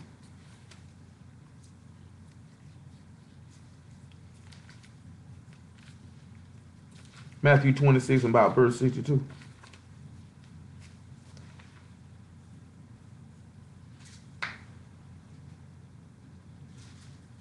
Matter of fact, make it 55 first, because he said he betrothed you to thee in faithfulness. In the same hour said Yahshua to the multitudes, are you come out against me as a thief with swords and staves for to take me? I sat daily with you teaching in the temple, and you laid no hold on me. But all this was done that the scriptures of the prophets might be fulfilled. Then all the disciples forsook him and fled. We know when he rose from the dead, he taught him the whole book was about him, right? We know from Revelation chapter 3, he said he's a faithful witness, right? That means everything in the book that had to been done, he did it. He was betrothed unto them in faithfulness. Let's look at verse 62. And the high priest arose and said unto him, answer thou nothing? What is it which these written against thee? But Yahshua held his peace, and the high priest answered and said unto him, I adjure thee by the living Elohim, tell us whether thou be the Mashiach, the son of the living Elohim. Yahshua said unto him, thou hast said. Nevertheless, I say unto you, hereafter you shall see the Son of Man sitting on the right hand of power, coming in the clouds of heaven. He told them right then, you know I'm your husband. Because we know Isaiah 54. Look at Isaiah 54. And the reason why I wanted y'all to hear that there, it goes back to what I was talking about earlier. These niggas was spying on somebody else's husband, somebody else's wife. Israel was not the scribes and Pharisees' wife. They sat back and looked at, because this man hadn't died yet, and because the covenant wasn't in effect, then she was free game to marry. She wasn't free game to marry. She was with somebody else the whole time. You know what I'm saying? Sitting around here eyeing somebody else's wife. That's not your wife, you rotten bastard. And what happened to them? They all got murked. This man's blood was on him. That's why he said, thou shalt not covet your neighbor's wife. That's just what they did. That's just what they did. Y'all didn't think I could be able to work that in, did you? Y'all didn't think you didn't think I'd be able to work that in, did you? That's why I held it that long. That's why I held it that long. I'm for real. That's why I held it that long. I was talking about y'all about it. That's why I held it that long. That means if somebody is with somebody, they do not belong to you. They with that person. It doesn't matter if they're not married yet. Doesn't matter. That man said if you laid with a woman who was betrothed, that man got killed. That's what the law say. You know what I'm talking about?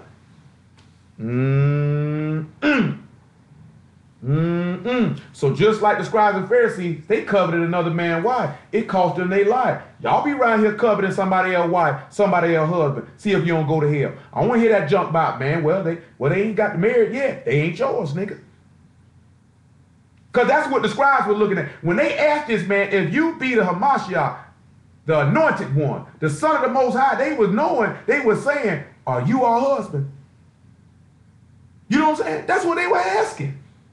Because we already know from John chapter 11, they was plotting on the man's wife the whole time. They said, we're going to lose our place of nation. We're going to lose our wife. She was never your wife, nigga.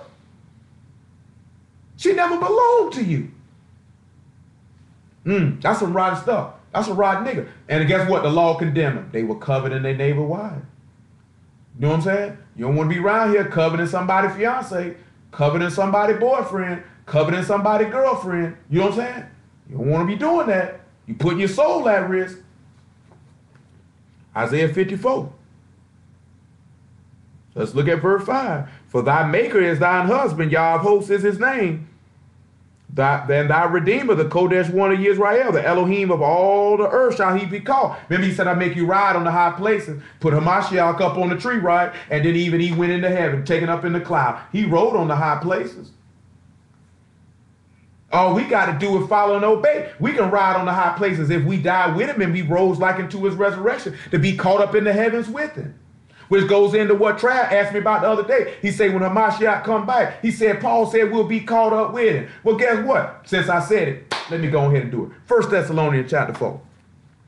He just gave me that on the spot, Trav, on that matter. I wasn't even trying to tie it in on this here. I was going to tie it in on what I told you about the other day. But we're going to go ahead and work with what he gave right now. I thank the Lord. 1 Thessalonians chapter 4. 1 Thessalonians 4 and 13. But I would not have you ignorant, brethren, concerning them which are asleep, that ye sorrow not, even as others which have no hope. For as if we believe that Yahshua died and rose again, even so them also which sleep in Yahshua will Elohim bring with him. For this we say unto you by the word of the Lord, that we which are alive and remain unto the coming of the Lord shall not prevent them which are asleep. For the Lord himself shall descend from heaven with the shout and the voice of the archangel with the trump of Elohim, and the dead in Hamashiach shall rise first. Then we which are alive and remain shall be caught up together with them in the cloud to meet the Lord in the air, and so shall ever we be with the Lord. Isaiah 58 and 13.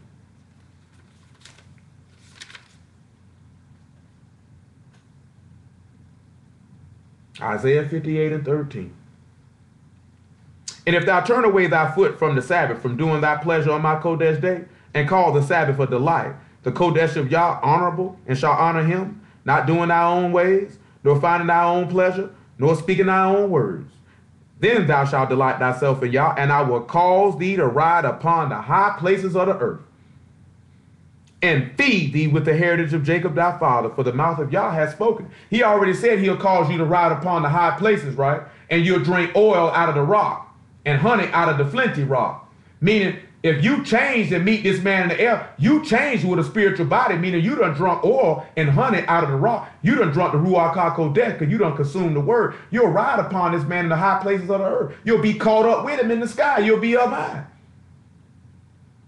And you'll be ever with the Lord, which means you would be a wife because you were joined unto him. Because he that's joined unto the Lord is what? One spirit. Mm, mm, mm, mm, mm, mm, mm, mm, mm, mm. So all this go back to Elohim so loved the world he gave his own begotten son. He betrothed you unto him in love and in righteousness, because Yahshua fulfilled all righteousness, which is the faith of the word and the obedience of the word, in order to make you his wife. 2 Corinthians chapter 11, verse 4. I gotta get y'all go. I could go all night. I can't do it though. Y'all got it. We got to get up. We got things to do. Got thing to do. Maybe Lord willing, we come back round on the Sabbath and just keep it going.